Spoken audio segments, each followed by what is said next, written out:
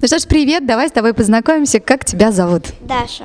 Дашуль, такая красивая девочка с красивой шапкой сегодня. Как ты думаешь, вот какой праздник встречают в таких нарядах? Новый год. А что это за праздник Новый год? Это где веселье, подарки и самое главное, Дед Мороз приходит. Скажи, пожалуйста, вот ты сказала, что главный герой праздника – это Дед Мороз. Как ты себе представляешь Дедушку Мороза?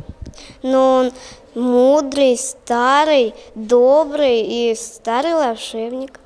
А на чем он обычно передвигается? На санях. На санях. А всем ли он дарит подарки на Новый год? Мне кажется, всем. И ни одного человека он не забудет. Даже самого непослушного? Даже самого непослушного. Вот оно, как ты считаешь. А скажи, пожалуйста, почему мы никогда не видим Деда Мороза, когда приносит он нам подарки? Ну, наверное, мы спим, а он не хочет, чтобы мы узнали все чудо. То есть все волшебство Нового года, оно скрыто, по-твоему, да?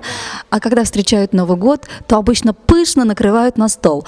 А что должно быть обязательно на столе? Ну, я думаю, какие-нибудь угощения. Например?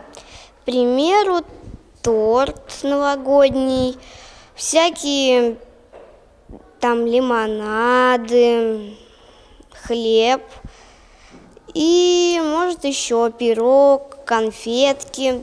То есть все сладкое, по-твоему, должно быть на столе. Замечательно. Скажи, пожалуйста, вот если бы у тебя была возможность написать письмо Деду Морозу и попросить подарок маме с папой, то что бы ты попросила? Я просила, чтобы у нас в семье всегда счастье было. Какая ты умничка. А что бы ты пожелала всем людям на свете на Новый год? Тоже счастье, и чтобы они не болели.